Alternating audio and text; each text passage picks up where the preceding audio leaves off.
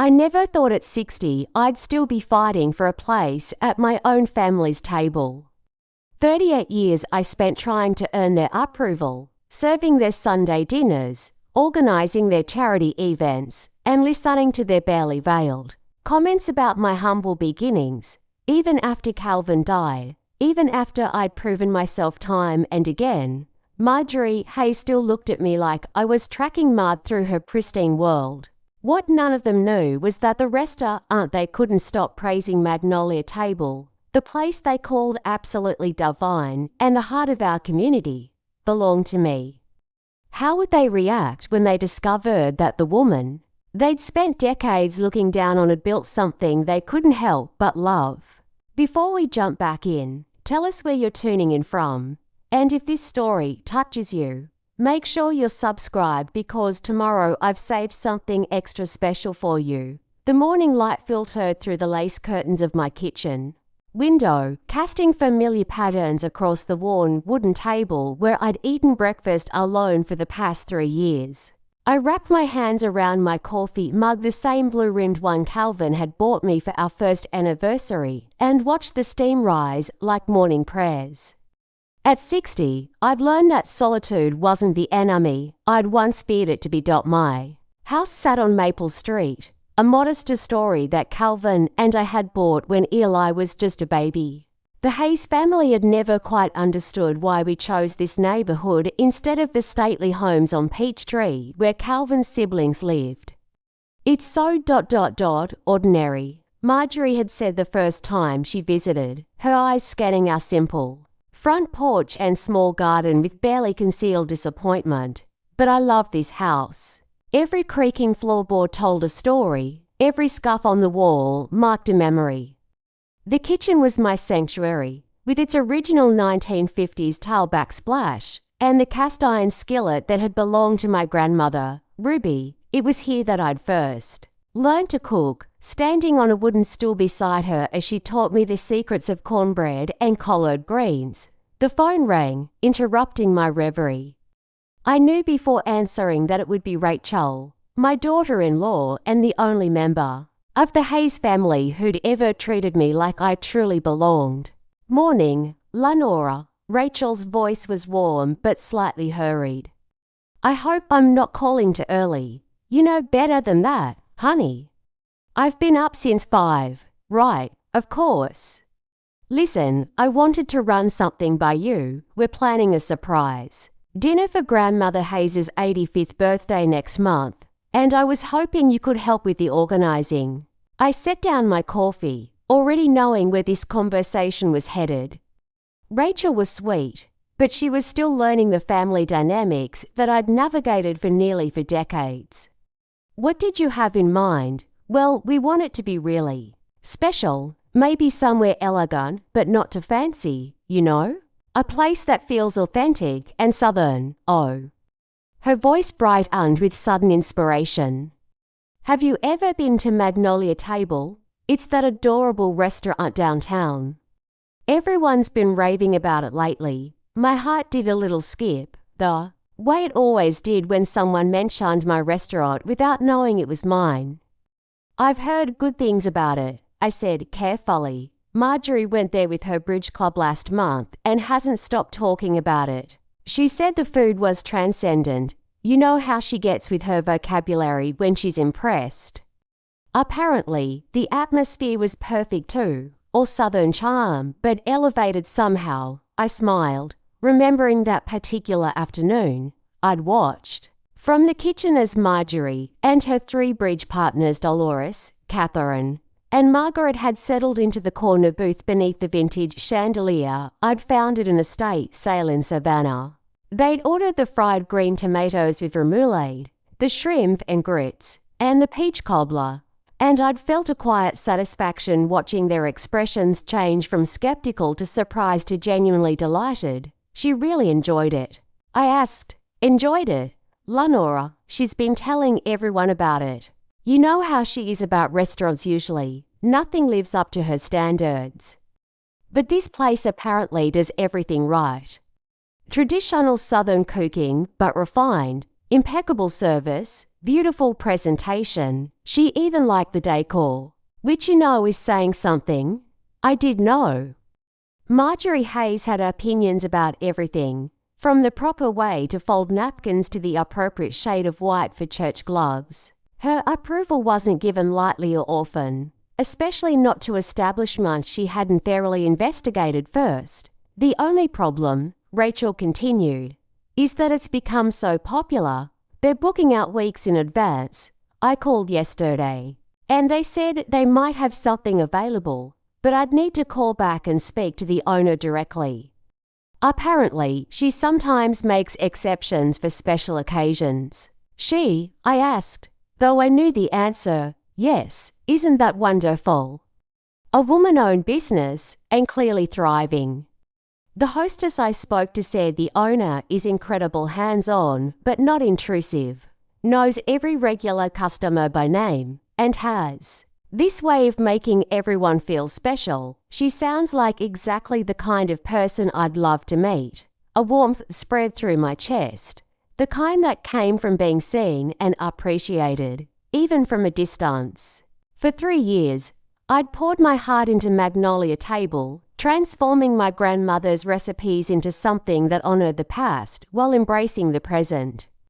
Every decision, from the menu to the mason jar water glasses to the magnolia branches I changed weekly, had been deliberate and personal. I could try calling for you, I offered. Maybe she'd be willing to work something out, would you? That would be amazing, Lenora. You have such a way with people. And honestly, you know Grandmother Hayes' taste better than any of us do. You've been dealing with her preferences longer than anyone. There was a gentle acknowledgement in Rachel's voice, a recognition of the position I'd occupied in the family for so many years. Rachel had married Eli 5 years ago, long enough to observe the subtle dynamics, but still knew enough to feel uncomfortable with them. She was the only one who'd ever acknowledged, even obliquely, that my place in the Hayes family had always been complicated. I'll see what I can do, I promised. After we hung up, I sat in my quiet kitchen, considering the delicious irony of the situation.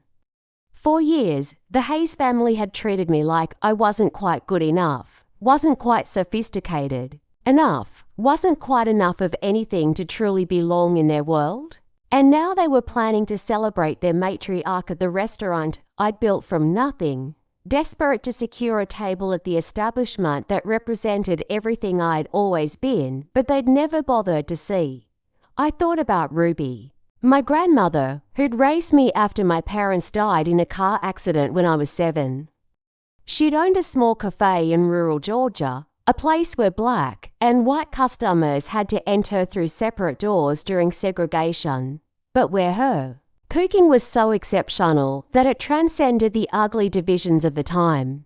She taught me that food was love made visible, that a well-prepared meal could heal hurts and build bridges and create the kind of belonging that couldn't be legislated or inherited.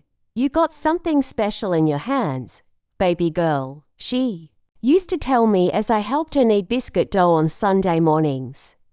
Don't you ever let anybody make you feel small about the gifts God gave you. When I'd married Calvin at 22, I'd been so eager to fit into his family's world that I'd tucked away my dreams of opening a restaurant.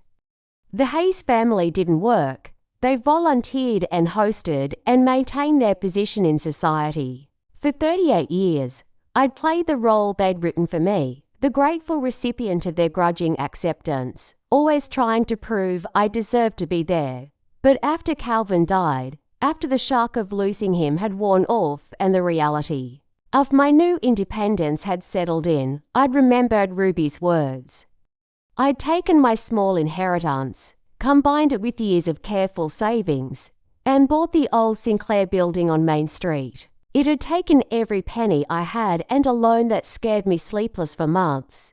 But I'd transformed that empty space into something beautiful. I'd named it Magnolia Table partly as a nod to the South's beloved tree, but mostly because magnolias were Ruby's favourite flowers. She used to say they were like Southern women, beautiful and strong, with roots that ran deep and blossoms that could weather any storm. The irony that the Hayes family adored my restaurant without knowing it was. Mine felt like Ruby's spirit having the last laugh. My phone buzzed with a text from B. Franklin, my head chef and best friend since childhood. Morning, boss lady. Everything okay? You seemed a little quiet yesterday. B was one of only 3 people who knew I owned Magnolia Table. We'd grown up together in Ruby's kitchen. And when I'd finally decided to open the restaurant, she'd been the first person I'd called. She'd left her job as sous chef at a hotel in Atlanta to come home and help me build something meaningful. I texted back, all good. Family drama brewing, but when isn't it? Her response came immediately, the Hayes clan acting up again. Want me to poison their sweet tea next time they come in. Despite everything, I laughed. B had never forgiven the Hayes family for the way they'd treated me, and she particularly enjoyed the fact that they raved about her cooking without knowing. They were praising the woman they dismissed for decades. Behave yourself, I typed back, but you might get to meet them all soon.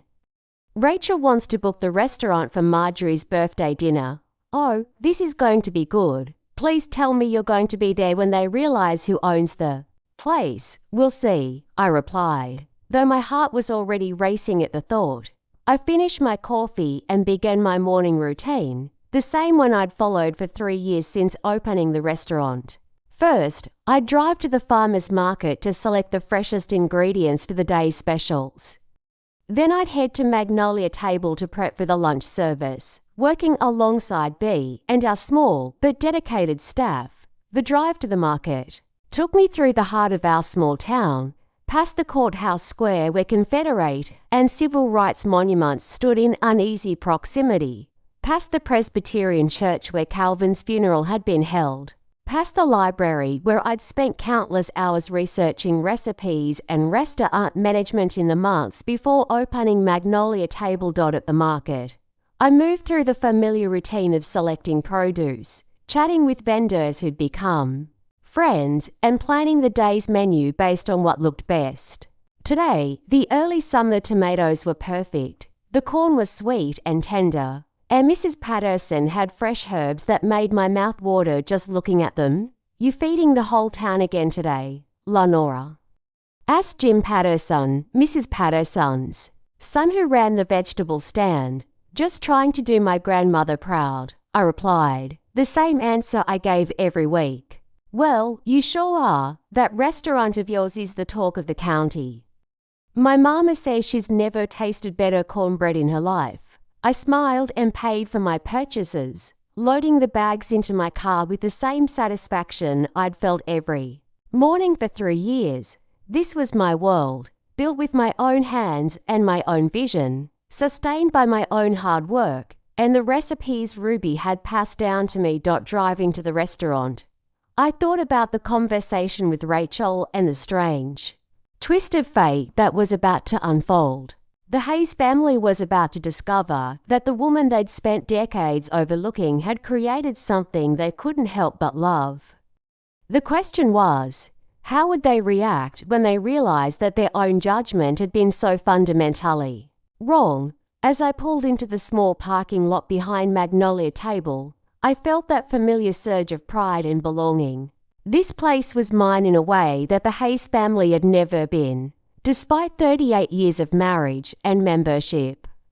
Here, I wasn't trying to prove I belonged.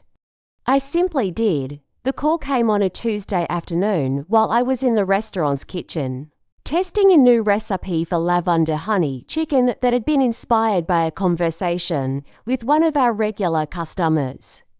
B was beside me, adjusting the seasoning on our famous mac and cheese, when my phone rang with Rachel's number. Lenora, you're a miracle worker. Her voice was bright with excitement.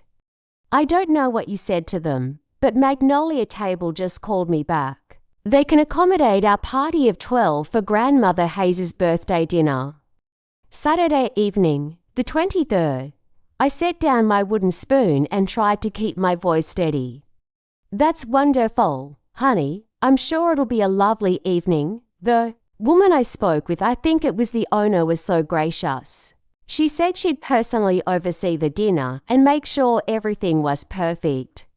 She even suggested a special menu based on traditional Southern favourites with elegant presentations.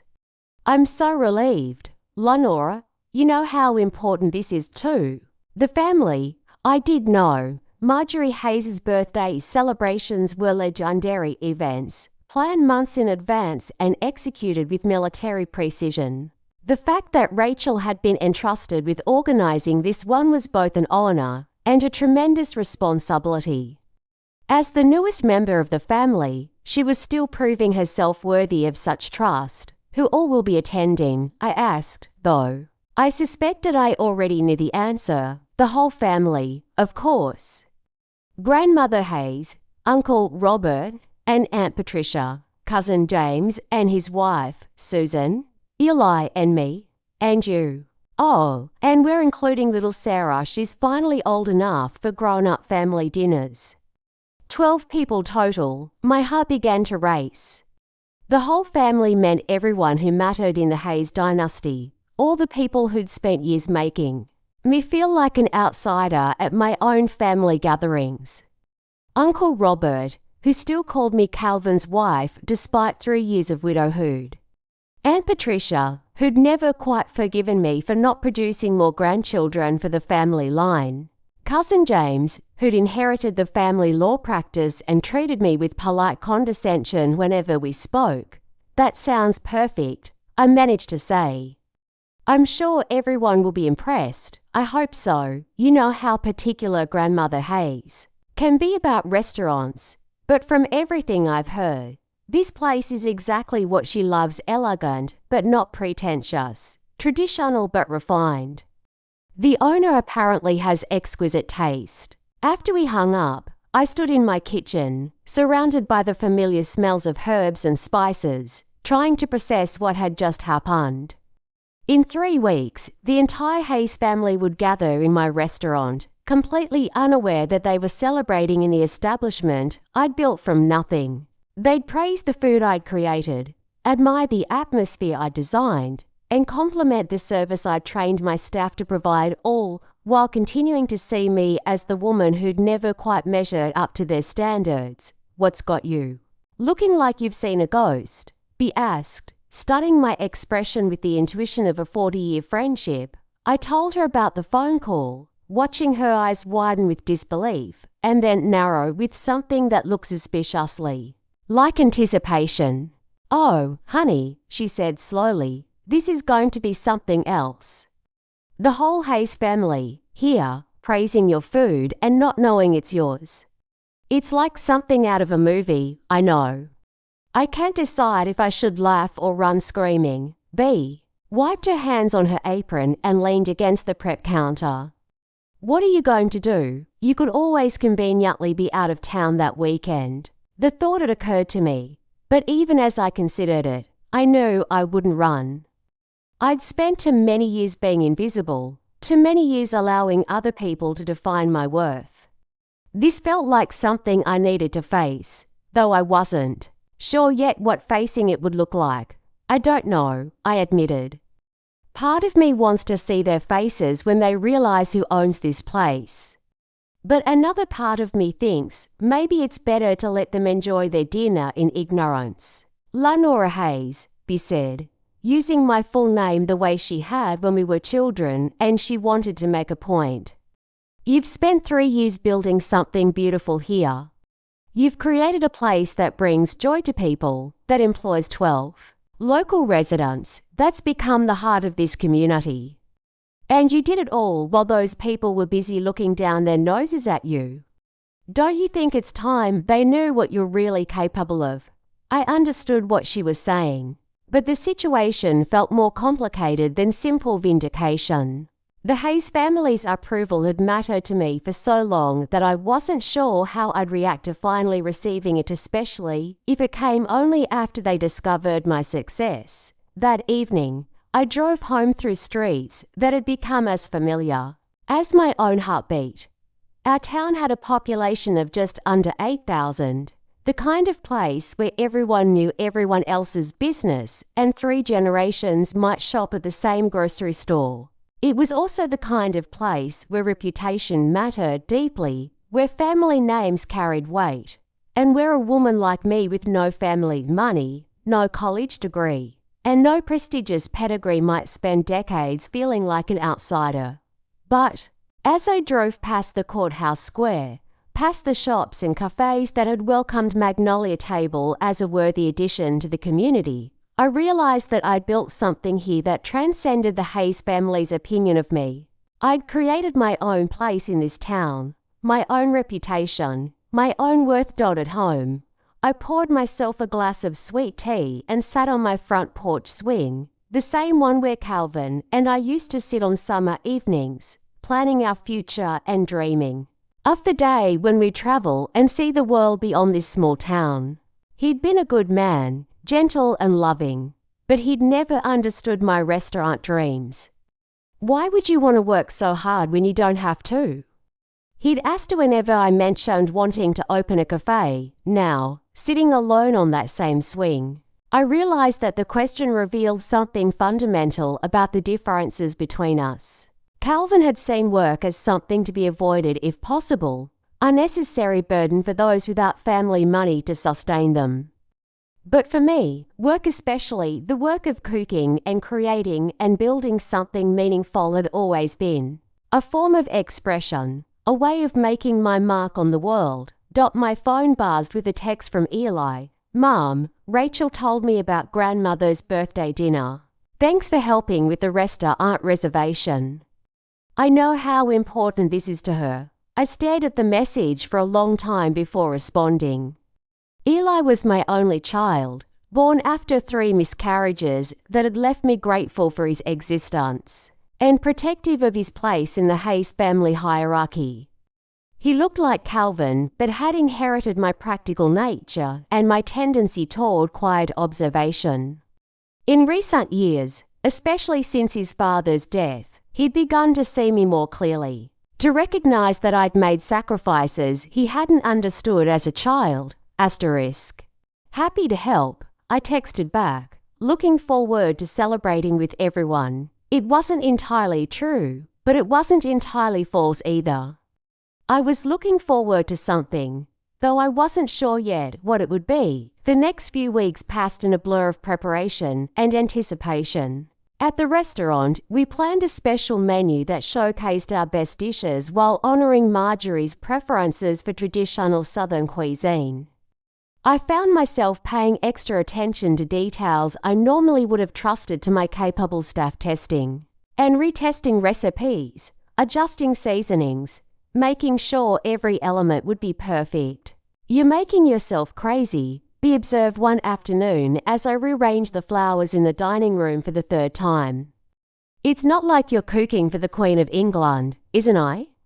I replied, and we both laughed, knowing that Marjorie Hayes did indeed consider herself royalty of sorts. But underneath the humour, I felt a growing sense of anticipation mixed with anxiety. This dinner would be more than just a family celebration.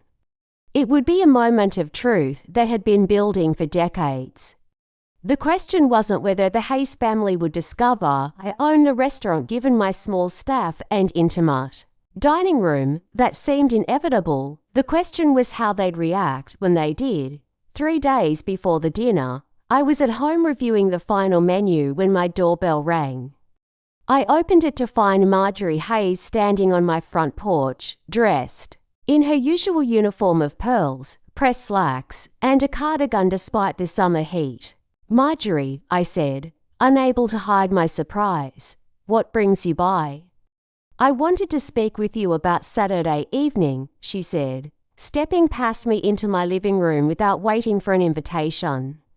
It was a quintessentially Marjorie move, polite enough to avoid outright rudeness, but presumptuous enough to establish dominance. She settled herself in Calvin's old chair, the leather recliner he'd claimed as his territory for 20 years, and looked around my living room with the same assessing gaze she'd used since the day I'd married her son.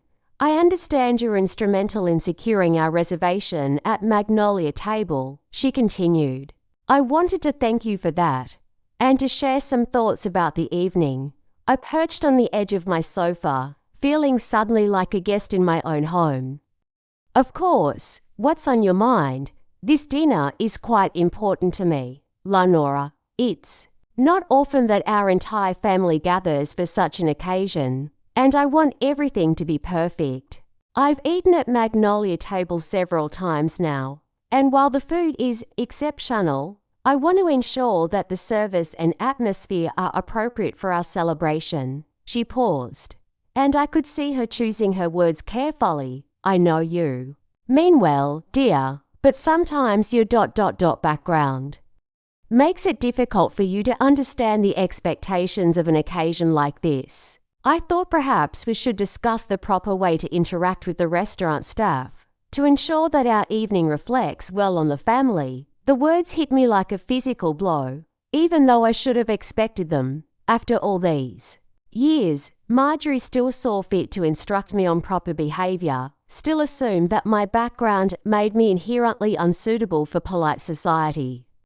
The irony that she was sitting in my living room, asking for my help while simultaneously insulting me, would have been laughable if it hadn't been so painful. What specifically are you concerned about? I asked, keeping my voice level. Well, for instance, it's important not to be overly familiar with the waitstaff. I know you have a tendency to chat with service people as if they were your personal friends, but that can make everyone uncomfortable. And please, let's avoid any stories about your grandmother's cooking or your childhood experiences. This is meant to be a sophisticated evening. Each word was a small cut, precise and deliberate. Marjorie had perfected the art of the elegant insult, the criticism delivered with such polite concern that objecting to it made you seem unreasonable.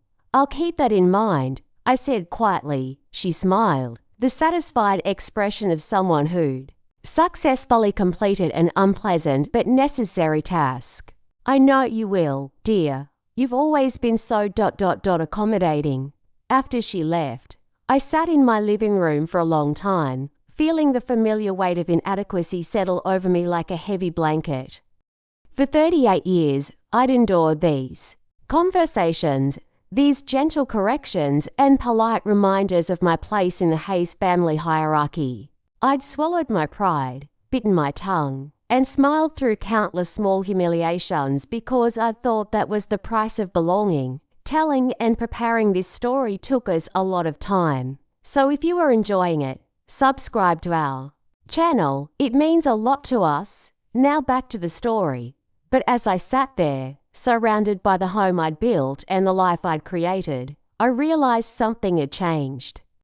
The woman who'd once desperately wanted Marjorie's approval no longer existed. In her place was someone who'd learned to value her own worth, someone who'd built something beautiful and meaningful without needing permission or validation from anyone else. Saturday evening was 3 days away, and I still didn't know exactly what would happen when the Hayes family discovered my secret.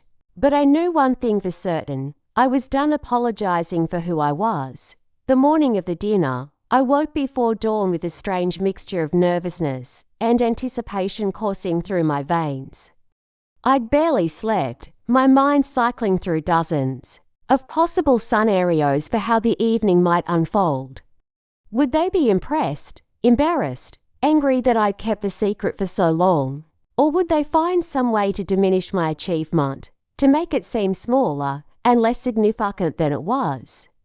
I made coffee and sat at my kitchen table, watching the sun rise over the magnolia tree in my backyard. The tree had been there when Calvin and I bought the house, already mature and stately, and I'd taken it as a good omen. Now, 38 years later, it had grown even more magnificent. Its glossy leaves and perfect white blooms a daily reminder of the beauty that comes with patience and deep roots. My phone rang at 7:30, startling me from my reverie. It was B, calling from the restaurant. "Morning, boss lady." I just wanted to check in before the circus begins. How are you holding up? I'm okay, I said, though my voice betrayed my nerves. A little anxious, I guess. That's understandable. Listen, I've been thinking about tonight, and I want you to know that whatever happens, we've got your back. The whole staff knows how important this is, and we're going to make sure everything is perfect. I know you will. That's not what I'm worried about. Then what is it? I tried to find words for the complex emotions swirling inside me. I guess I'm realizing that once they know, everything changes. For 3 years, I've had this secret space where I could be completely myself, where I could succeed or fail based on my own merits. Once the Hayes family knows about the restaurant, it becomes part of their narrative about me. And I'm not sure I'm ready for that. Bea was quiet for a moment, and I could practically hear her thinking. Lenora, honey, listen to me. This restaurant isn't part of anyone else's narrative. It's yours. You built it, you made it successful, and no one can take that away from you, no matter how they react to finding out about it. I know that intellectually, but are no buts. You've spent 40 years trying to fit into their world, trying to be what they wanted you to be. Well, guess what? You ended up building something better than anything they could have imagined for you. That's not luck or accident, that's who you are. After we hung up, I felt steadier but still nervous. I spent the morning doing familiar tasks: laundry, cleaning, preparing a simple lunch, trying to maintain some sense of normalcy before the evening's revelations. Around noon, Rachel called to confirm the final details for the dinner. Everyone's so excited, she said. Grandmother Hayes has been talking about it all week. She's even wearing her pearls from Tiffany, the one she saves for really special occasions. That's wonderful. I managed to say, and Lenora, thank you again for making this possible. I know I keep saying it, but I really mean it. You have such a gift for making things happen. If only she knew. I thought. The afternoon passed slowly. I tried reading, but couldn't concentrate. I attempted to nap, but my mind was too active. Finally, around 4 o'clock, I decided to drive to the restaurant and help with the final preparations. Magnolia Table looked beautiful in the late afternoon light. The exterior was painted a soft sage green with white trim, and the front porch held rocking chairs and planters filled with seasonal flowers. A hand-painted sign proclaimed Magnolia Table, farm to fork Southern cuisine in elegant script. It was exactly what I'd envisioned when I'd first walked through the empty building 3 years ago. Inside, the dining room was warm and inviting, with exposed brick walls, reclaimed wood tables, and vintage chandeliers I'd found at estate sales throughout the region. Fresh magnolia branches filled mason jars on each table, and soft jazz played from speakers hidden throughout the space. It felt sophisticated, but not pretentious. Elegant, but not intimidating, exactly the kind of place where families could celebrate important occasions while feeling completely comfortable. Bea was in the kitchen, directing the prep work for the evening service with her usual calm efficiency. Our dinner cook, Marcus, was preparing the special menu we designed for the Hayes family celebration, and our two servers, Katie and James, were setting up the private dining area where the party would be seated. How are we looking? I asked Bea. Everything's under control. The Hayes party is getting our best table, the one by the front window with the view of the courthouse square. I've planned the timing so their food will be perfect, and Katie is going to be their primary server. You know how good she is with families. Katie was indeed exceptional with customers, with an intuitive sense of when to be attentive and when to step back. She was also one of the few staff members who knew I owned the restaurant, so she'd be able to navigate the evening's potential complications with discretion. Are you planning to be here during service? Bea asked carefully. I don't know yet. Part of me wants to see their faces when they realize, but part of me thinks it might be easier for everyone if I just stay home. Lenora, Bea's voice was gentle but firm. This is your restaurant. You belong here more than anyone else. Don't let them chase you out of your own space. She was right, of course. But knowing something intellectually and feeling it emotionally were two different things entirely. I spent the next hour helping with small tasks around the restaurant, arranging flowers and making sure every detail was perfect. At 5:30, I finally headed home to get ready for the evening. Standing in my bedroom closet, I faced the familiar challenge of dressing for a Hayes family event. To casual, and I'd face subtle criticism about not understanding the importance of the occasion, to formal, and I'd be accused of trying too hard. I finally settled on a navy dress with a modest neckline and simple jewelry, Calvin's mother's pearl earrings and the watch he'd given me for our 20th anniversary. As I applied lipstick in my bathroom mirror, I caught sight of my reflection and paused. The woman looking back at me had silver hair that I'd finally stopped colouring, laugh lines that spoke of genuine joy, and eyes that held a confidence I hadn't possessed at 22 when I'd first married into the Hayes family. I looked like someone who'd lived fully, someone who'd built something meaningful with her own hands.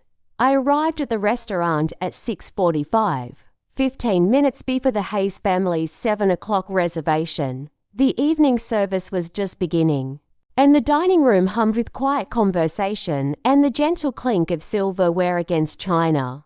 I slipped through the front door and made my way to the small office behind the kitchen, where I could observe without being immediately visible. At exactly 7 o'clock, I watched through the kitchen's service window as the Hayes family entered the restaurant.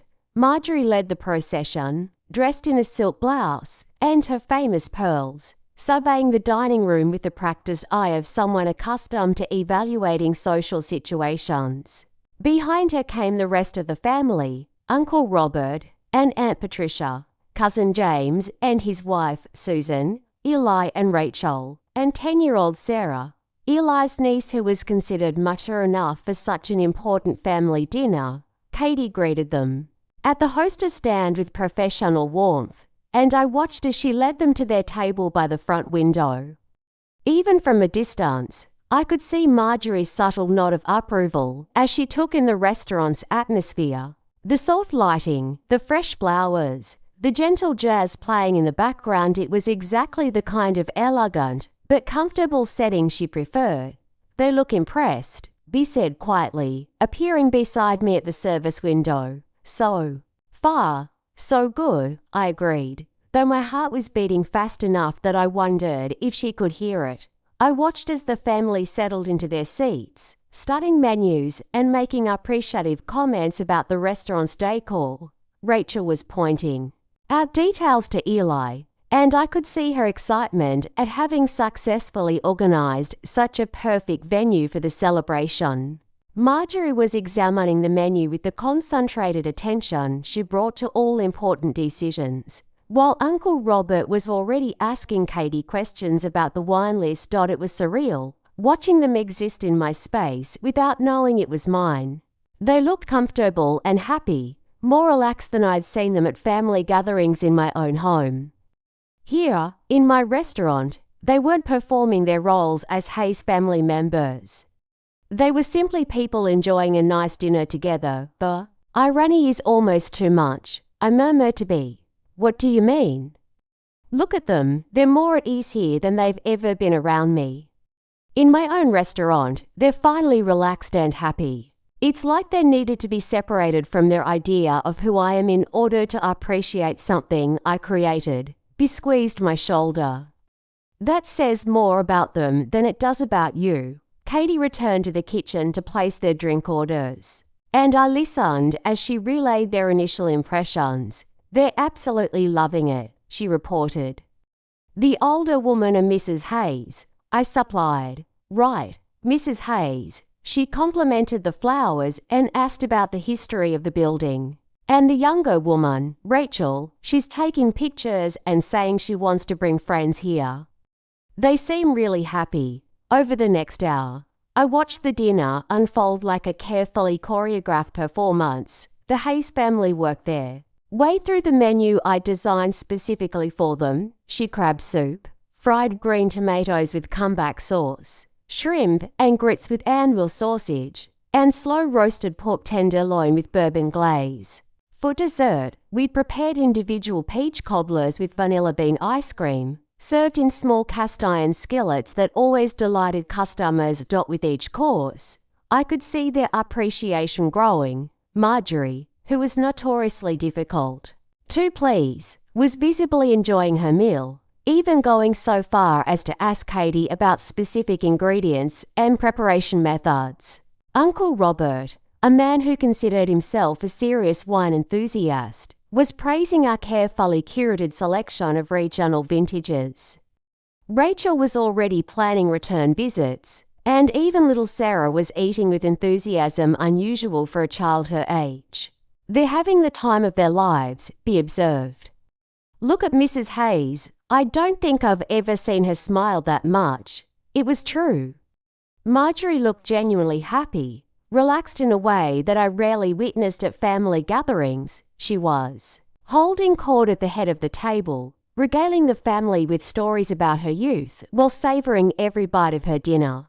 This was the woman I'd spent decades trying to impress, finally experiencing something I'd created, and she was clearly loving every moment of it.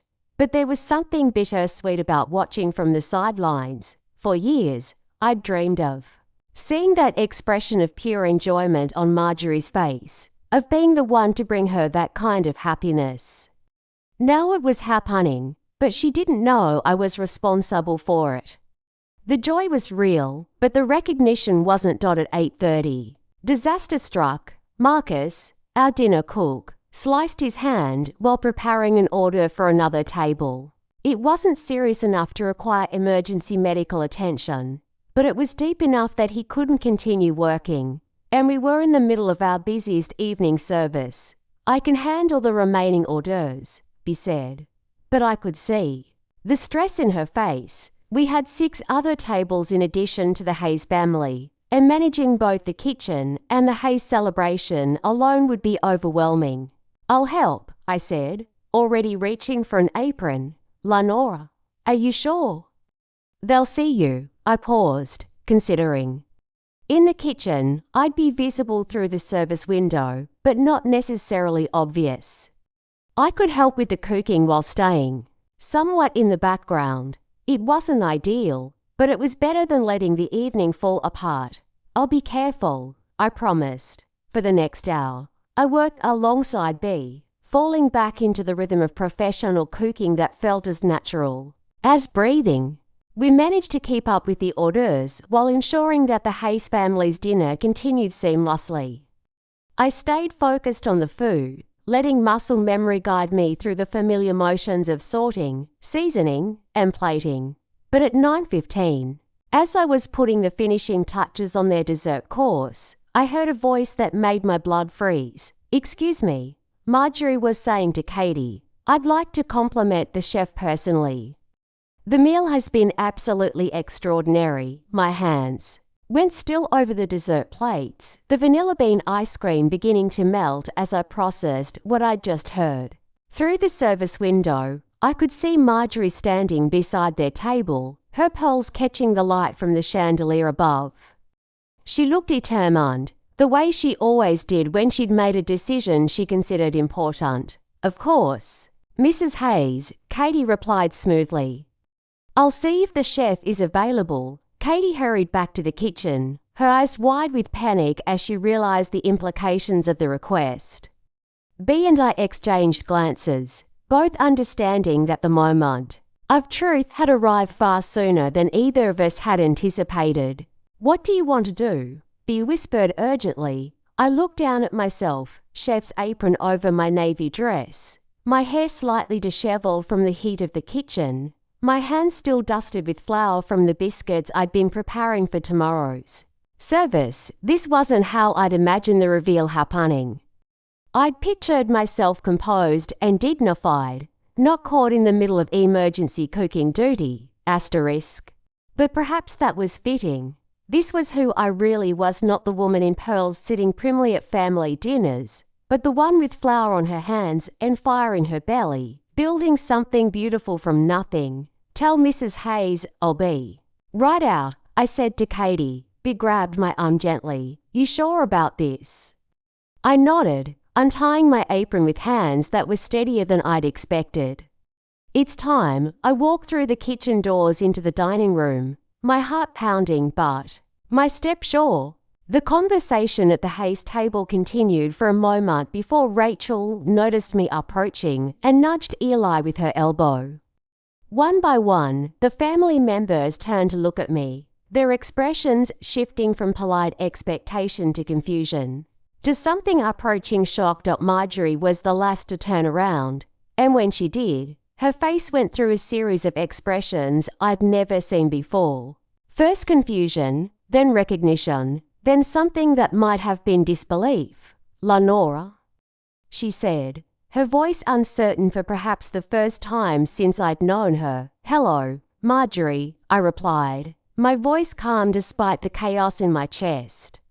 I understand you wanted to speak with the chef. The silence that followed stretched long enough for me to hear the jazz music playing softly in the background, the gentle murmur of conversation from other tables, the distant sound of traffic on Main Street. The Hayes family stared at me as if I were a stranger who just claimed to be their long-lost relative. I don't understand, Uncle Robert said finally.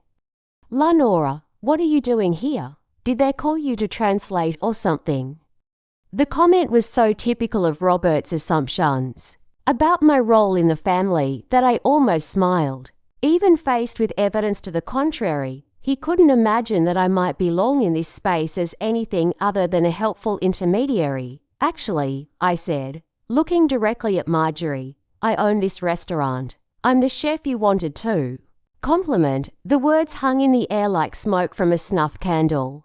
I watched as understanding dawned on their faces one by one, each family member processing this information at their own speed, and in their own way. Rachel was the first to speak, her voice filled with something between amazement and delight. You own Magnolia Table. Lenora, this is incredible. This is your restaurant. I nodded, suddenly aware that every other table in the dining room was probably watching our little drama unfold. I opened it 3 years ago. After Calvin died, 3 years ago, Eli repeated slowly. Mom, why didn't you tell us? It was a fair question, one I'd been anticipating for weeks. I suppose I wanted to see if I could make it work on my own, without the Hayes name, without anyone's help or influence.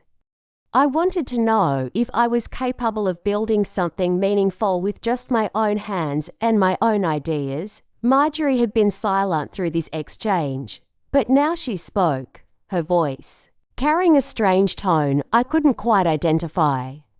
You've been running this restaurant all this time, while coming to our family dinners, our holiday celebrations.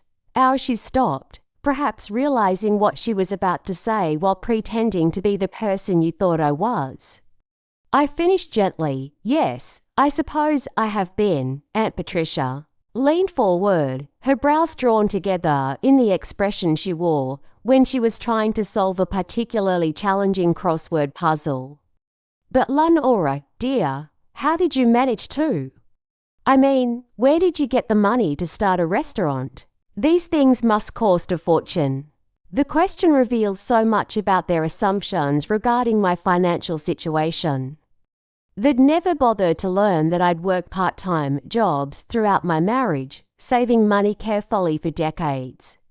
They'd never asked about the inheritance from my grandmother Ruby, small though it was. They'd simply assumed I was financially dependent on their family's generosity. I used my savings and a small business loan, I explained, plus the inheritance from my grandmother, who taught me to cook in the first place. Your grandmother, Cousin James said, and I could see him connecting dots he'd never bothered to connect before.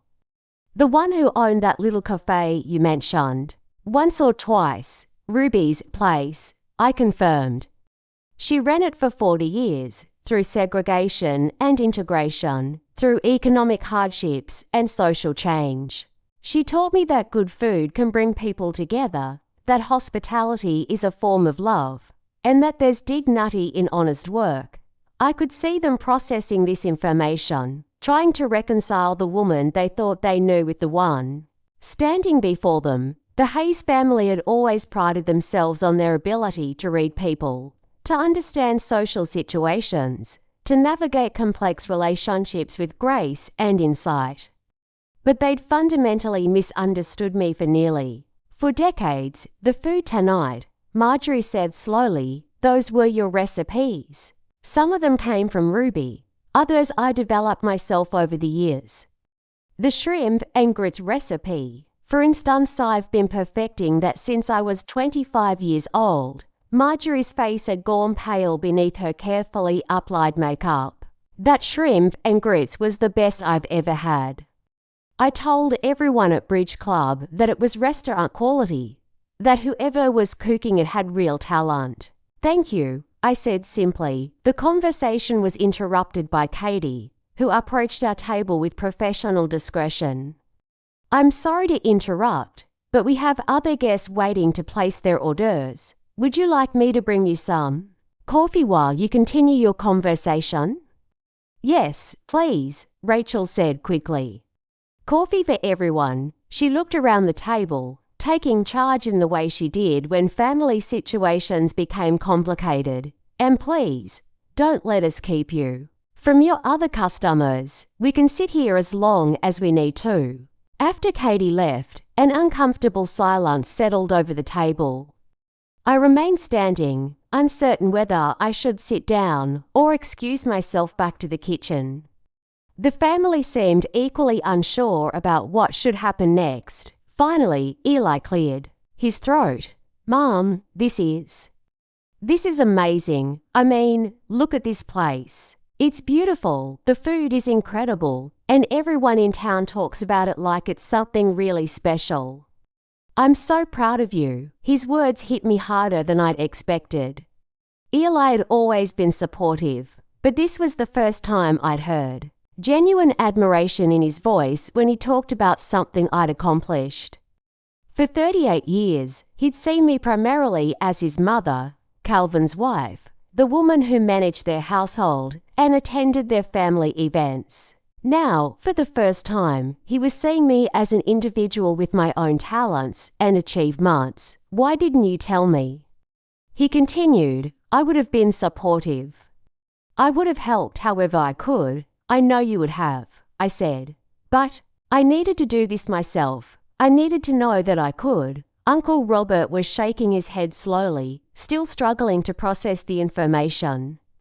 Nora, I have to say, I'm confused. If you were capable of something like this, why did you spend all those years just being a housewife? The question stung, though I knew he didn't mean it to. In Robert's world, women were either accomplished professionals or devoted homemakers, with little understanding of the complex reasons why someone might choose one path over another, or how circumstances might limit those choices. I wasn't just anything, I replied, keeping my voice level. I was raising Eli, supporting Calvin's career, and yes, being a housewife. But I was also learning, planning, and dreaming. Everything I did during those years taught me something that helped me build this. Rachel reached across the table and took my hand, hers bright with what looked like tears. Nora, this explains so much. The way you always knew exactly how to handle catering for family events. The way you could look at a recipe and immediately know how to improve it. The way you made entertaining look effortless.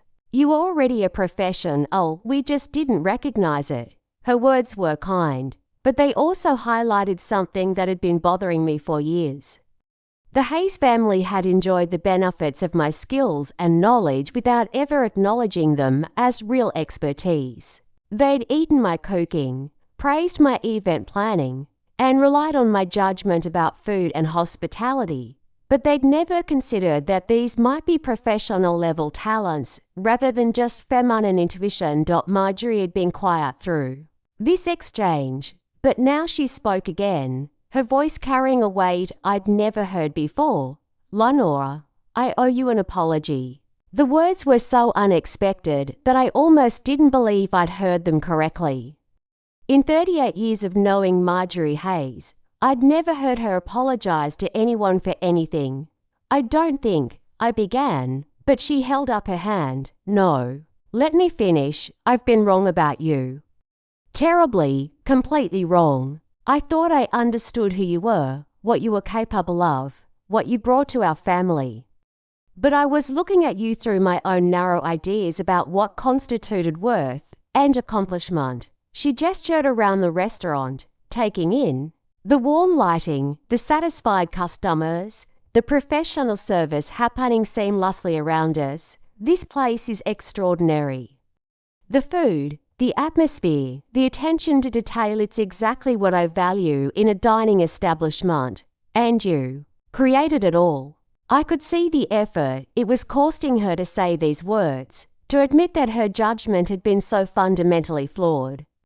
Marjorie was a woman who prided herself on her ability to assess people and situations accurately, discovering that she'd been wrong about someone she'd known for decades was shaking her self-concept at its foundation. "But more than that," she continued, "I realize now that I've been wrong about what matters. I've spent so much time focusing on breeding and background and social position that I missed what was right in front of me. You've been showing us who you were 4 years, and I was too stubborn to see it." The apology was more than I'd ever expected to receive, and yet something about it felt incomplete.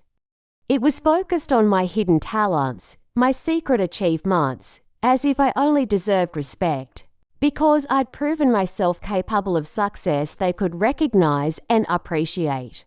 "Marjorie," I said gently, "I appreciate your words, but I want you to understand something.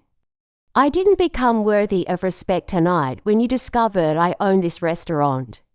I was always worthy of respect, whether I could cook professionally or not, whether I had business success or not.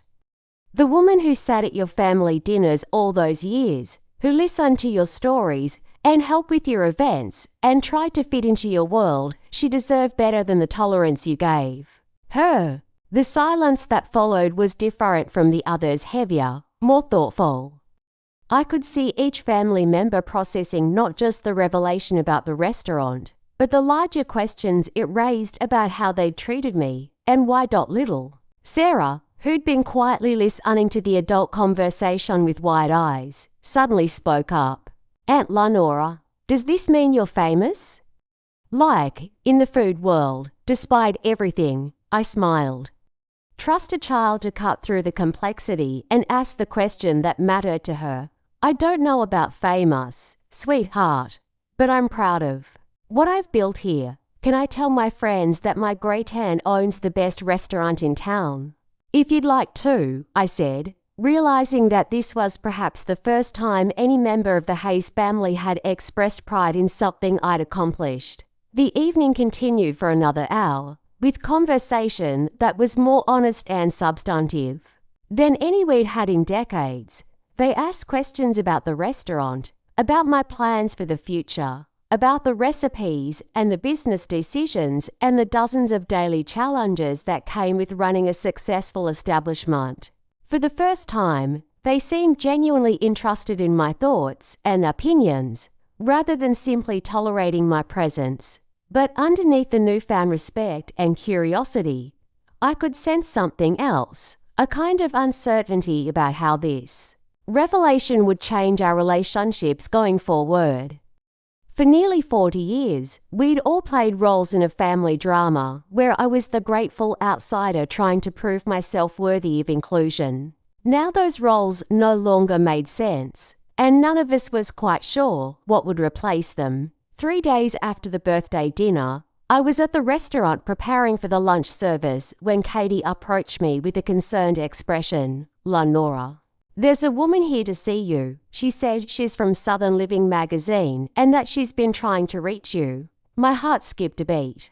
I'd submitted Magnolia Table for consideration in Southern Living's Best New Restaurants in the South Beaches 6 months ago, but I'd never heard back. and had assumed they weren't interested. Did she say what it's about? She mentioned something about a feature article and wanting to do a photo shoot. She seems pretty excited. I smoothed my apron and walked to the front of the restaurant, where a woman in her 30s was waiting with a camera bag and notebook. She had the polished, enthusiastic look of someone who'd built a career around discovering hidden gems. Mrs. Hayes, I'm Jennifer Chen from Southern Living. I've been trying to reach you for weeks. I'm sorry, I've been busy with the restaurant. What can I do for you? Jennifer's eyes lit up. We want to feature Magnolia Table in our September issue. We're doing a piece on restaurants that represent the evolution of Southern cuisine, places that honor tradition while bringing something fresh to the table. Your restaurant came to our attention through several reader nominations, and after our food editor visited last month, we knew we had to include you.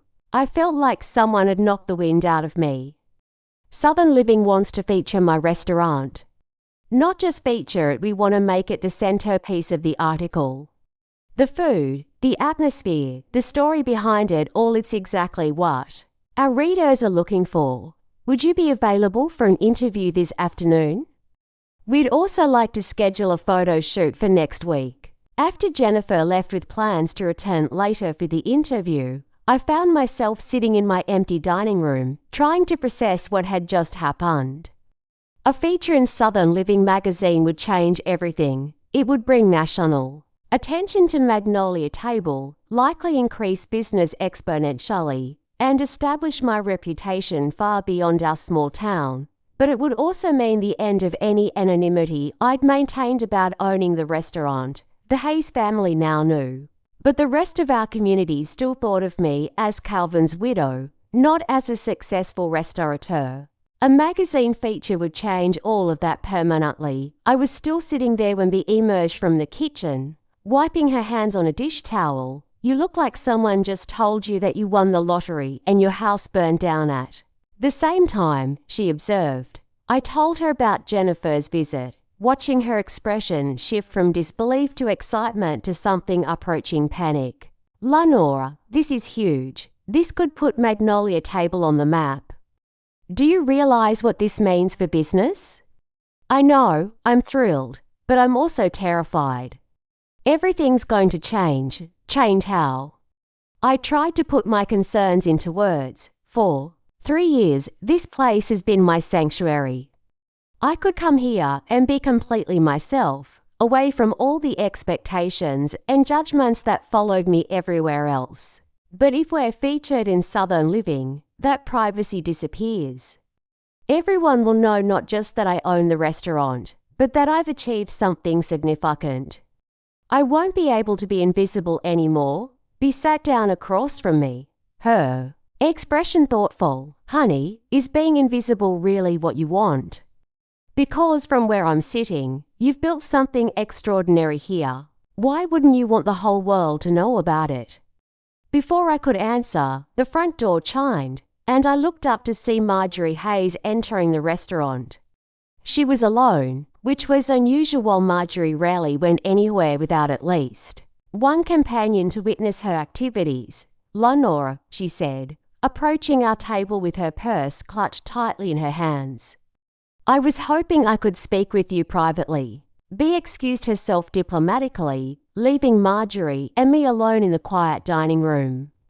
Marjorie took the seat Bea had vacated, but she seemed less composed than usual, her perfect posture slightly diminished. I've been thinking about our conversation the other night, she began. About the things I said, and the things I should have said, but didn't. I waited, unsure where this was leading. I want you to know that I've been talking to Calvin's father. She paused, as if mentioning her late husband was still difficult after 15 years. Not talking to him, of course, but thinking about what he would say about all this, about how he treated you, about what we failed to see. This was unexpected. Marjorie rarely mentioned Calvin's father, who had died when Eli was still a teenager. He'd been a gentler man than his wife, more inclined to see the best in people. And I'd always sensed that he would have been kinder to me if he'd lived longer. Charles always said you had something special, Marjorie continued. He used to tell me that you saw things differently than we did, that you noticed details we missed. I thought he was just being sentimental, but now I realize he was trying to tell me something important. She reached into her purse and pulled out a small, leather-bound notebook. After he died, I found this among his papers. It's full of observations about people, including several about you. I'd like to read you something, if you don't mind. I nodded, curious despite myself. Marjorie opened the notebook and found a page marked with a ribbon. This is from about 20 years ago, right after one of our Christmas dinners. He wrote, "Watch Laura tonight during dinner." While the rest of us were focused on the conversation about Robert's promotion, she was quietly observing Sarah's reluctance to eat and gently encouraging her without making a scene. Later, she noticed that James looked tired and suggested he take some leftovers home for the week ahead. She has an intuitive understanding of what people need, often before they know it themselves. Marjorie sees this as meddling, but I think it's a gift. She closed the notebook and looked at me directly. He saw what I was too proud to acknowledge. You are always taking care of our family, in ways both large and small, and we treated it as if it were your obligation rather than your choice. I felt tears prick my eyes, both from the kindness of Charles's long-ago observation and from the pain of realizing how different things might have been if Marjorie had understood then what she was beginning to see now. "Why are you telling me this?" I asked gently. "Because I want you to understand that my apology the other night was incomplete. I was apologizing for not recognizing your talents as a chef and businesswoman. But the real apology I owe you is for not recognizing your worth as a person, regardless of what you could do for us or how well you fit our expectations." She paused, gathering herself before continuing. "And because I want to ask you something. I want to ask if you would consider letting me help you with this restaurant. Not financially, I can see you don't need that, but I have connections in Atlanta and Charleston, people who appreciate fine dining and would love to discover a place like this. I'd like to introduce them to Magnolia Table, if you'd allow it." The offer was so unexpected that I didn't know how to respond. For decades, I'd craved Marjorie's approval and support. Now she was offering both, but I was no longer the woman who desperately needed her validation. "That's very generous of you," I said carefully, "but I need to think about it. My relationship with this restaurant has been very personal, very private. I'm not sure I'm ready to turn it into a Hayes family project." Marjorie nodded, though I could see disappointment in her eyes. "I understand. I just wanted you to know that the offer is there, whenever you're ready. If you're ever ready." After she left, I sat alone in my restaurant, thinking about the strange turns my life had taken in just a few days. The magazine feature would bring national attention whether I wanted it or not. Marjorie's offer would connect me to a broader network of influence and opportunity. Both represented the kind of recognition and success I'd dreamed of for years, but they also represented a fundamental shift in how I related to my own achievement. For 3 years, Magnolia Table had been mine in the purest sense, built with my own vision, sustained by my own work, successful because of my own choices. Now, suddenly, everyone wanted to be part of it, to claim some connection to what I'd built. The interview with Jennifer Chen went well that afternoon. She was knowledgeable about food and genuinely interested in the story behind Magnolia Table. She asked thoughtful questions about my grandmother's influence, about the challenges of opening a restaurant as a widow in her late 50s, about the ways I'd tried to honor Southern culinary traditions while making them my own. "What I find so compelling about your story," she said near the end of our conversation, "is that you didn't follow the typical path to restaurant ownership. You weren't a trained chef, You didn't have investors or a business plan written by consultants. You just had a vision and the determination to make it real. And good recipes, I added, making her laugh. Definitely good recipes. The shikrob soup alone is worth the drive from Atlanta. As she was packing up her notes and recorder, Jennifer asked one final question. Is there anything else you'd like our readers to know about Magnolia Table? I thought for a moment about everything the restaurant represented, not just the food and atmosphere, but the years of dreaming and planning, the leap of faith it had taken to start over at 57, the quiet satisfaction of building something meaningful with my own hands. I'd like them to know that it's never too late to become who you're meant to be, I said finally. This restaurant represents the second act of my life, and in many ways, it's been more fulfilling than the first. After Jennifer left, I called. Be into my office. The interview went well, I reported. The article should come out in September. That's wonderful. How are you feeling about everything? Overwhelmed, I admitted. It's like I've spent years building this quiet life, and suddenly everyone wants to be part of it. Marjorie offered to introduce me to her connections in Atlanta and Charleston. The magazine feature will bring attention from all over the South. Part of me is excited, but part of me is scared of losing what made this place special in the first place. Be considered this. You know, when we were kids and your grandmother was running Ruby's place, she went through something similar. Remember when that food writer from Savannah came to review the restaurant? Ruby was terrified that success would change what made the place magical. I did remember. Ruby had been so nervous about the review that she'd barely slept for a week. Before the writer arrived, what did she decide? She decided that good food and genuine hospitality would always be good food and genuine hospitality, no matter how many people knew about them. She said that if success changed the quality of what she was doing, that was her choice, not success's fault. And did it change? Bea smiled. Ruby's place got busier after that review, but it never lost its heart. Because Ruby never forgot why she was doing it in the first place. That evening, I drove home through streets that felt both familiar and strange. In a few months, tourists would be coming to our small town specifically to eat at my restaurant. Food bloggers would be writing about my recipes. Other chefs might come to see what all the fuss was about.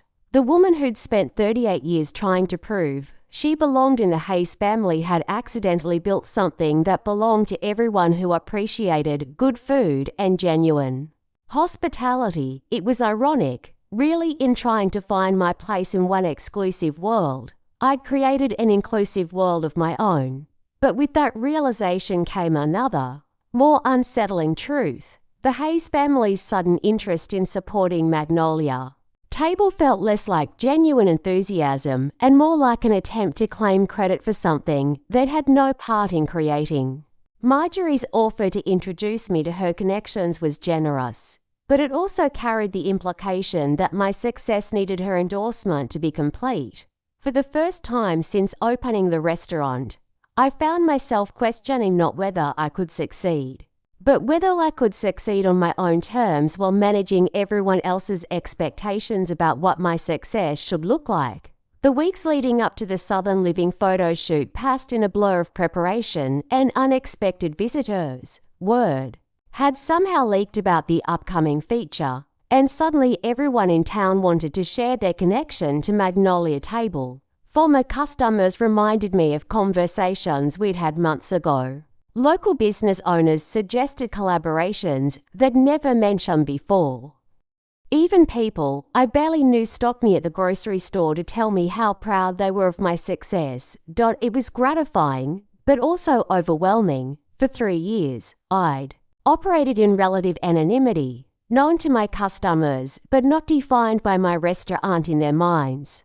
Now I was becoming the woman who owns Magnolia Table rather than simply Lenora Hayes, and I wasn't sure how I felt about the shift. The most unexpected visitor arrived on a Tuesday morning while I was reviewing invoices in my office. Katie knocked on the door with an expression I couldn't quite read. "Lenora, there's someone here to see you." "She says she's your cousin Ruby's granddaughter from Atlanta." I felt my breath catch.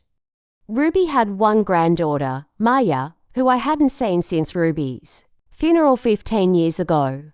We'd exchanged Christmas cards sporadically, but I had no idea she even knew about the restaurant. Maya stood in the dining room, looking remarkably like Ruby had at 35, tall and elegant, with intelligent eyes and the kind of presence that drew attention without demanding it. She wore a tailored business suit and carried herself with the confidence of someone accustomed to professional success. "Lenora," she said, embracing me warmly. "I can't believe what you've built here. Grandmama would be so proud." "Maya, what brings you to town? How did you even know about the restaurant?" She smiled, and I could see Ruby's mischievous streak in her expression. "I've been following your success for months. One of my clients in Atlanta mentioned discovering this amazing restaurant in a small Georgia town owned by a woman named Hayes. When she described the food and mentioned the owner's connection to a place called Ruby's Place, I knew it had to be you." We settled at a corner table, and Maya told me about her life in Atlanta, where she worked as a food and beverage consultant for upscale hotels. She'd built a successful business, helping establishments develop their culinary programs and train their staff. "When I heard about Magnolia Table, I had to come see it for myself," she continued. "But I also wanted to talk to you about something. I've been thinking about opening my own restaurant for years, and seeing what you've accomplished here has inspired me to finally take the leap." "That's wonderful, Maya. Your grandmother always said you had her entrepreneurial spirit. Actually, I was hoping you might consider partnering with me. Not here, I wouldn't want to interfere with what you've built, but maybe in Atlanta, or even Charleston. A place that honors Grandmama's legacy while building on what you've created here." The suggestion took me completely by surprise. I'd been so focused on managing the success of Magnolia Table that I hadn't considered the possibility of expansion or collaboration. "I know it's a lot to think about," Maya continued, "but I believe we could create something really special together.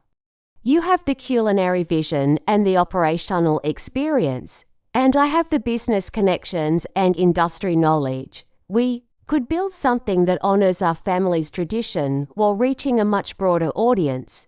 After Maya left with promises to stay in touch and develop a formal proposal, I found myself more unsettled than ever.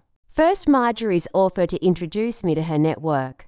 Now Maya's partnership proposal. It seemed like everyone suddenly wanted to help me grow beyond what I'd built on my own. That evening, I called Eli and asked if he could come by the house.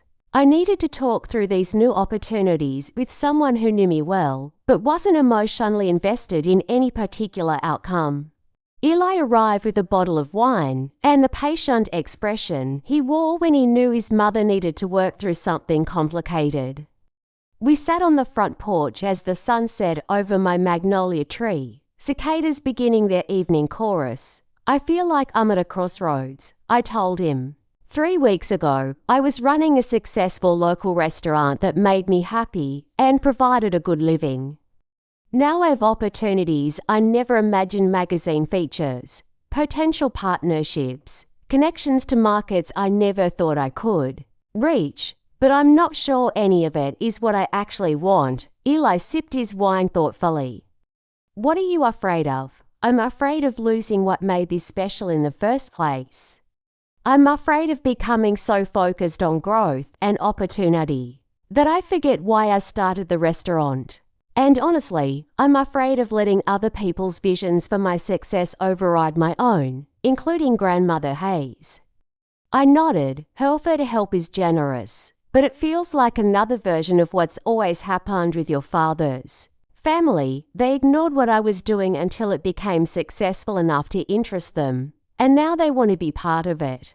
It's hard to trust that their support is about me rather than about them wanting to be associated with something that's working. Eli was quiet for a long moment, watching a pair of cardinals in the magnolia tree. You know, Mum, I think you're asking the wrong question. What do you mean? You're asking whether you should accept help or partnership or opportunities. But maybe the real question is, what do you want your life to look like 5 years from now? If you knew you couldn't fail, what would you choose to do? It was a good question, one that cut through all the external pressures and opportunities. To the heart of what mattered to me, I thought about my grandmother Ruby, who'd run her small cafe for 40 years without ever expanding or franchising or seeking national recognition. She'd been content to serve her community well, to provide good food and warm hospitality to the people who needed it. But I also thought about the satisfaction I'd felt during the Southern Living interview, the pride in knowing that my food was good enough to merit national attention. There was nothing wrong with wanting recognition for good work, nothing shallow about being pleased that my achievements were finally being acknowledged. I think I want to keep Magnolia Table exactly as it is, I said finally, but I also want to explore what else might be possible. Maybe Marja's partnership idea has merit, if we can structure it in a way that doesn't compromise what I've built here, and Grandmother Hayes' offer. I considered that more carefully. I think I need to set some boundaries there. I appreciate her wanting to help, but I need to make sure any collaboration we consider is based on genuine mutual respect, rather than her desire to be associated with something successful. The next day brought another unexpected development. I was at the restaurant reviewing menu changes with B when Jennifer Chen called with an update about the Southern Living feature. Lenora, I have some exciting news. The editor loved your story so much that they want to expand the piece. Instead of just being part of the restaurant roundup, you're going to get a full feature article with multiple pages of photos and a detailed profile. My heart started racing. What does that mean exactly? It means national exposure like you've never imagined. The September issue will feature Magnolia Table on the cover, with a 6-page spread inside. They want to send a professional food photographer for a 3-day shoot, and they're planning to include some of your grandmother's recipes alongside your own. After I hung up, B looked at me with a mixture of excitement and concern. The cover of Southern Living, Lenora, do you realize what this means for business? I did realize, and it was both thrilling and terrifying. A cover feature would likely triple our business overnight. We'd need to hire more staff, possibly expand our dining room, and definitely develop systems for handling reservations and customer service on a much larger scale. Are we ready for this? I asked B. We can be. But we need to make some decisions fast. Do we want to try to accommodate the increased demand, or do we want to stay small and just deal with longer wait times? It was exactly the kind of question I'd been wrestling with since the opportunity started multiplying. Growth for its own sake didn't appeal to me, but turning away customers who'd driven hours to try our food didn't seem right either. That afternoon, I made a decision that surprised even me. I called Marja in Atlanta and asked if she could come back to discuss her partnership proposal in detail. Then I called Marjorie and asked if she'd like to have coffee to talk about her offer to make introductions. If I was going to navigate this new level of success, I needed to understand all my options clearly. But I also needed to make sure that any partnerships or collaborations I entered into would be on my terms, preserving what made Magnolia Table special, while allowing for growth that felt authentic and sustainable. The coffee meeting with Marjorie took place the next morning at Magnolia Table, before we opened for lunch service. She arrived precisely on time, carrying a leather portfolio that suggested she'd taken our conversation seriously. I've been thinking about our last conversation, she began without preamble. About your concerns regarding my motivations for wanting to help. I want to be completely honest with you about why I made that offer. I appreciated her directness, even if I wasn't sure I was ready for complete honesty from Marjorie Hayes. Part of it is guilt, she continued. I'm embarrassed by how wrong I was about you, and helping with your success feels like a way to make amends. But part of it is also genuine admiration. This restaurant represents everything I value: quality, attention to detail, respect for tradition combined with innovation. I want to be associated with it because I believe in what you've created. She opened her portfolio and pulled out a typed list. I've compiled contacts in Atlanta, Charleston, and Savannah, food critics, event planners, hotel concierges, people who could help spread the word about Magnolia Table. But I want to be clear about something.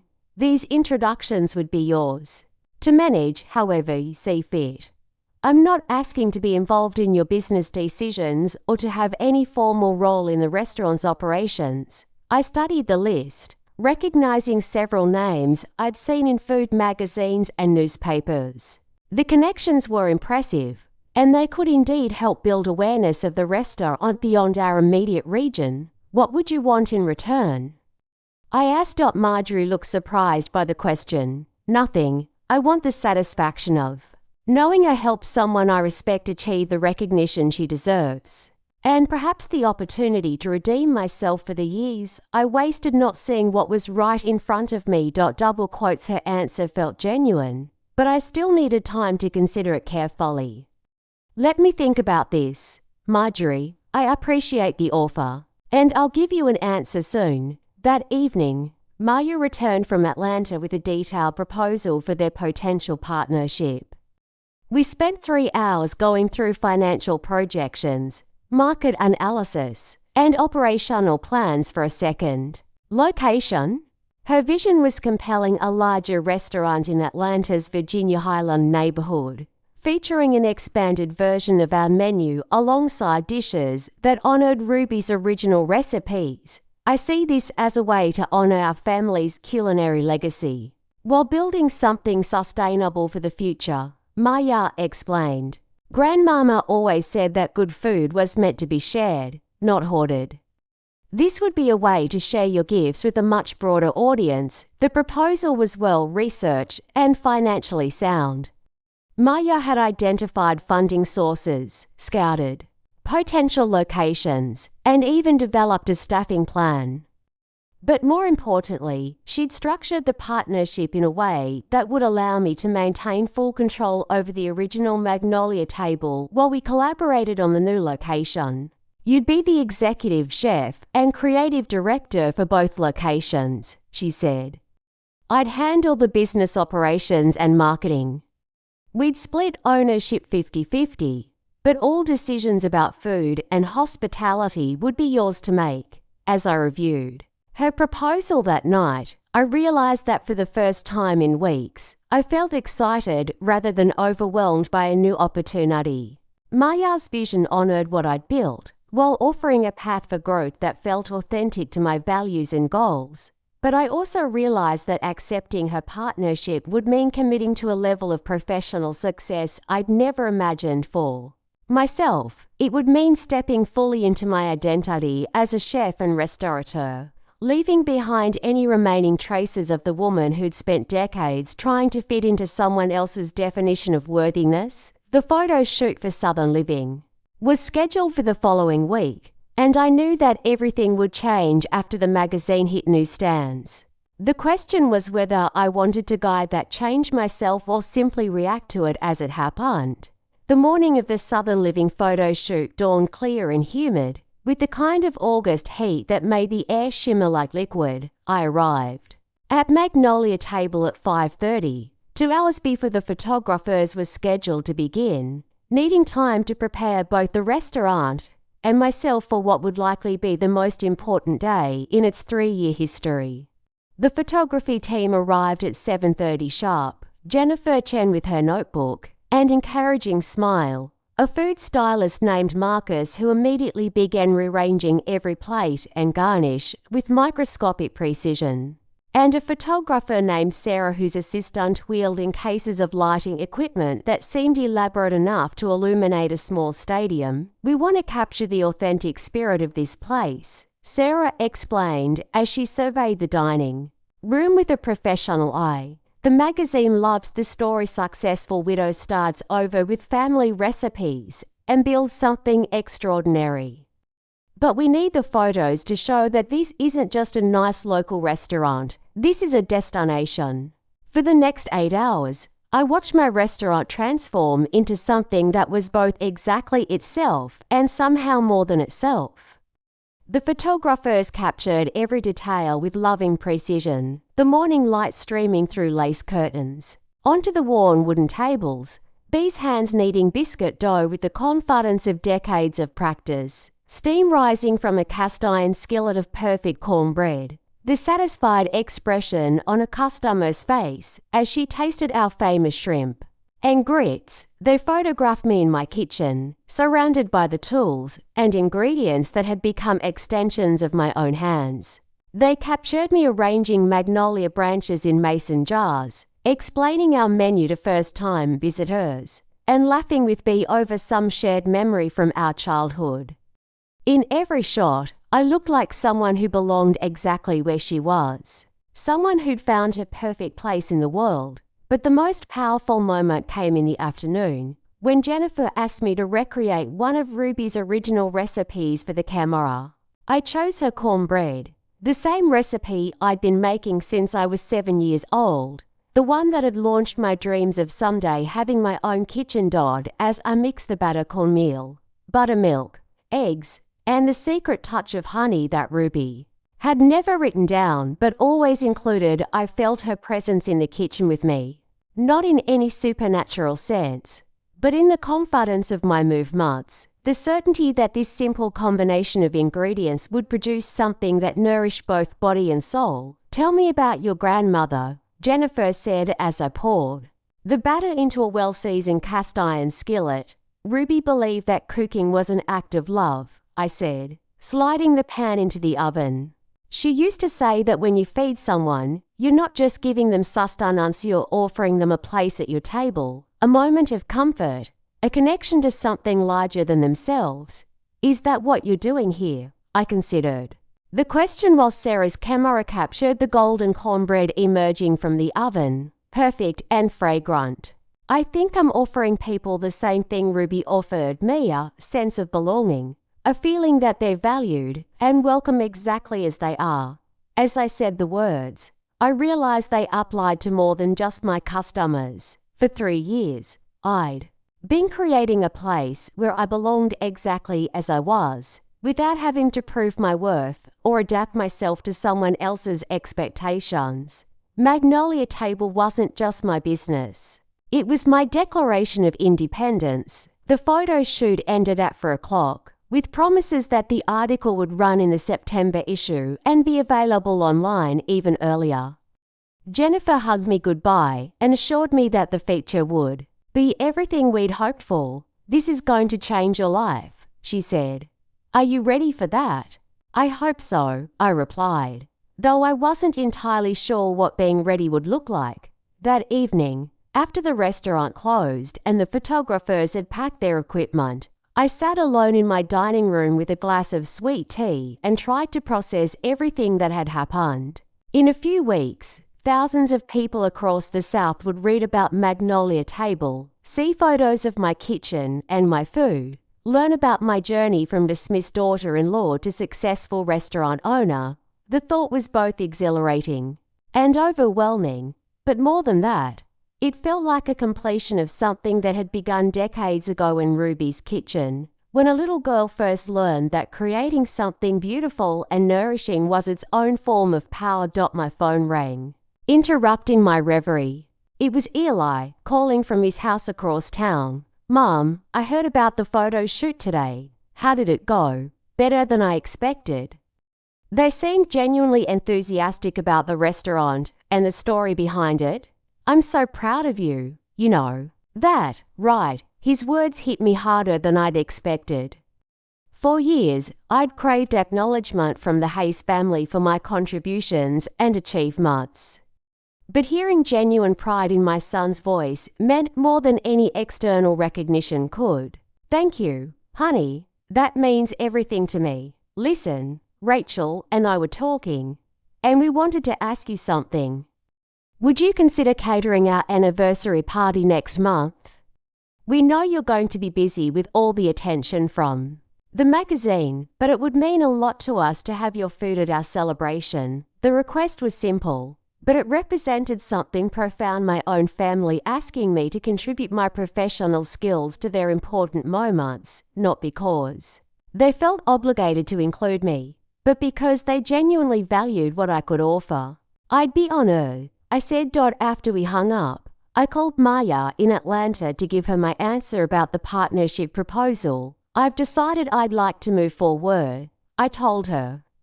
"But I want to take it slowly. Make sure we do this right. Can we start with a detailed business plan and maybe a pop-up dinner or two in Atlanta to test the concept?"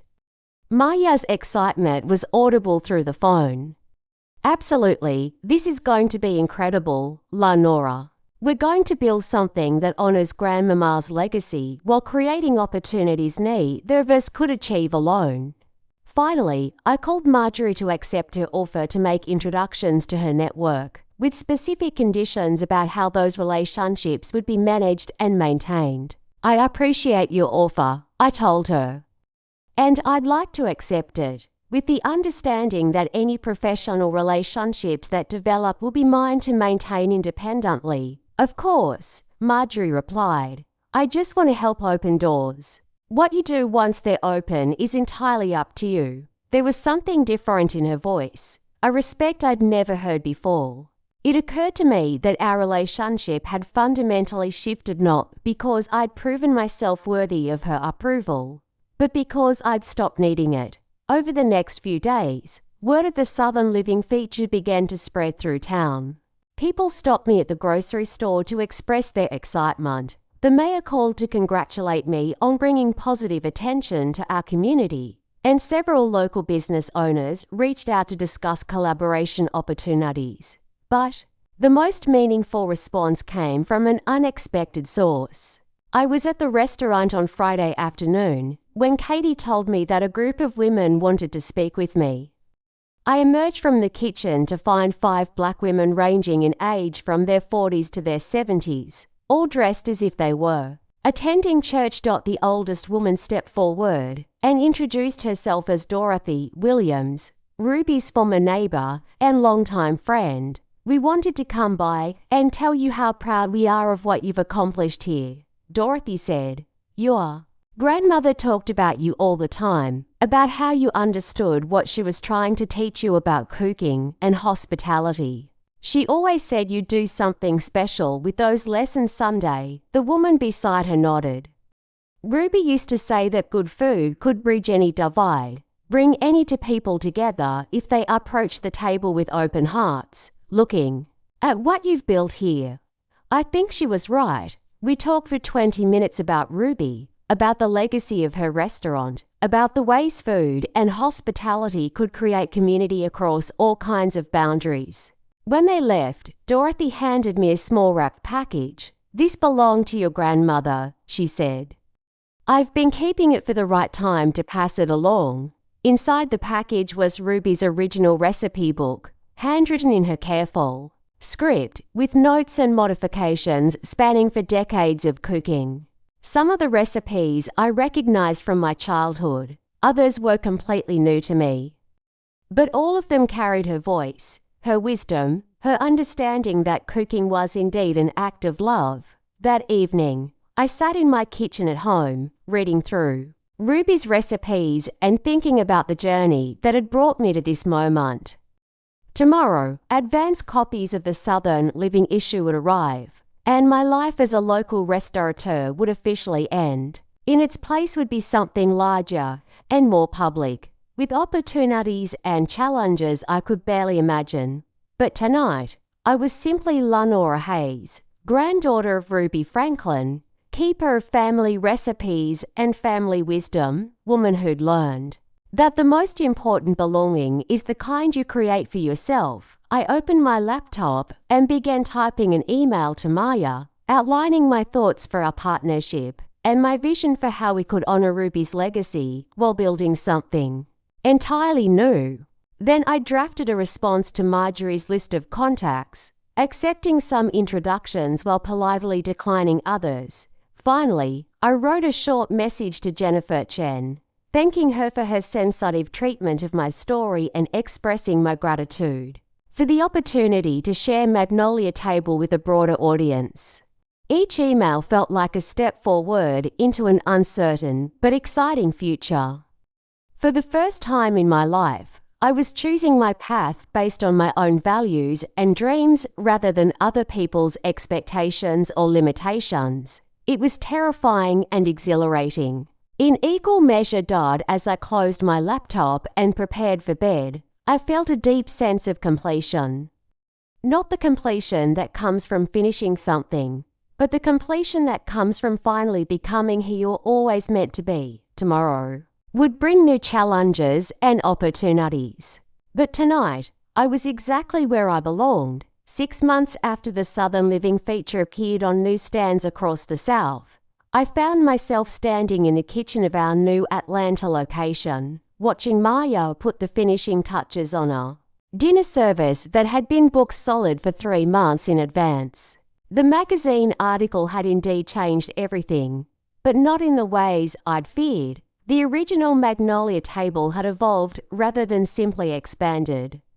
We'd hired 3 additional staff members and extended our hours slightly, but the intimate atmosphere and personal service that had made the restaurant special remained intact.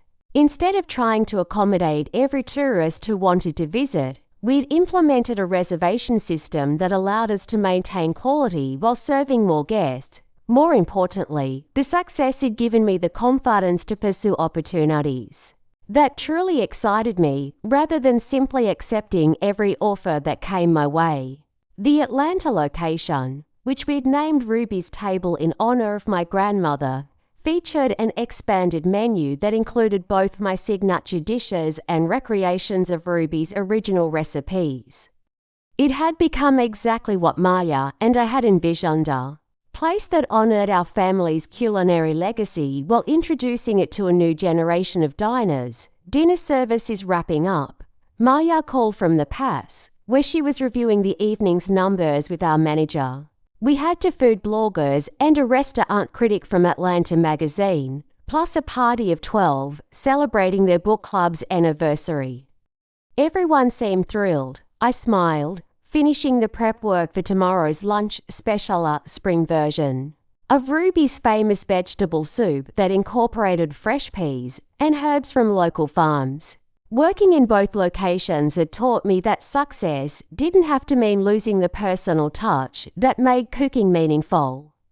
It just meant being more intentional about preserving what mattered most. The most unexpected development had been my evolving relationship with the Hayes family. Marjorie's introductions had indeed opened doors, leading to catering opportunities for several high-profile events in Atlanta and Charleston. But more significantly, the family's newfound respect for my achievements had allowed us to build relationships based on mutual appreciation rather than obligation. Eli and Rachel had become regular customers at both restaurants, bringing friends and colleagues to experience what they proudly described as family cuisine.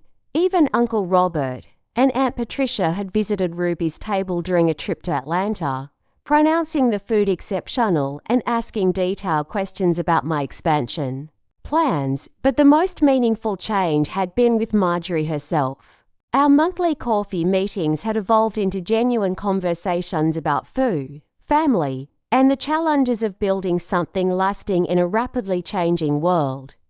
She'd begun sharing stories about her own mother's cooking, admitting that she'd never developed those skills herself and expressing admiration for the way I'd transformed family recipes into a professional legacy.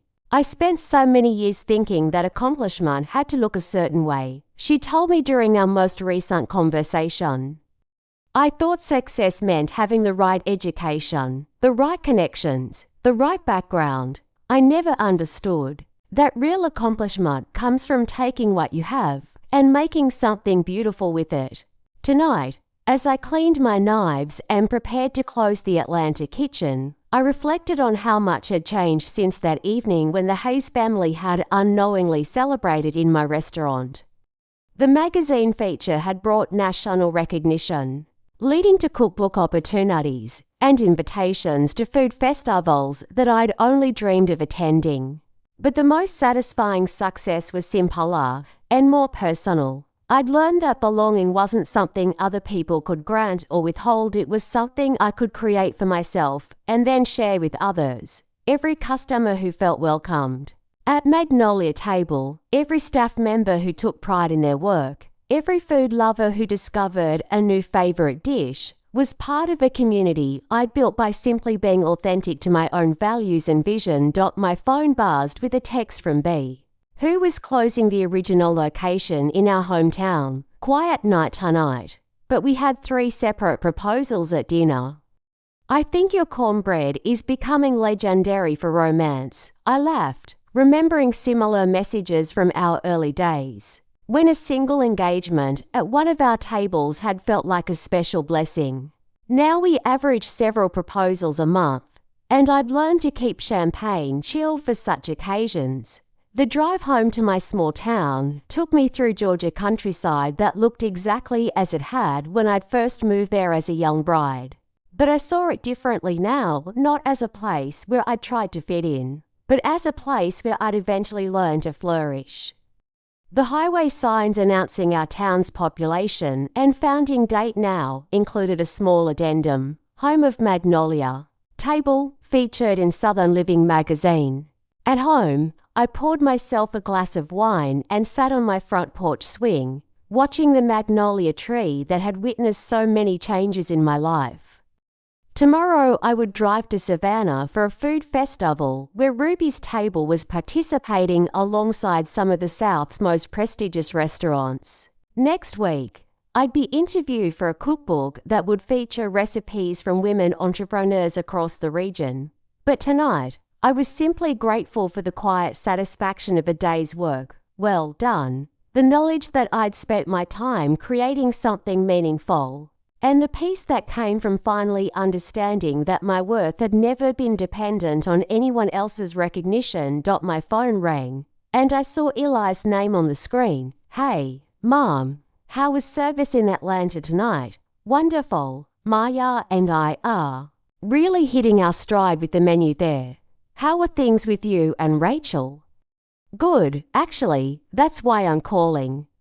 We've been talking about expanding our family, and we wanted to ask if you consider being more involved if we have children. Not as a babysitter," he added quickly, "but as a grandmother who could teach them about cooking and family traditions the way Ruby taught you." The invitation touched me more deeply than I could express. For years, I'd worried that my strained relationship with the Hayes family might affect my connection with any future grandchildren.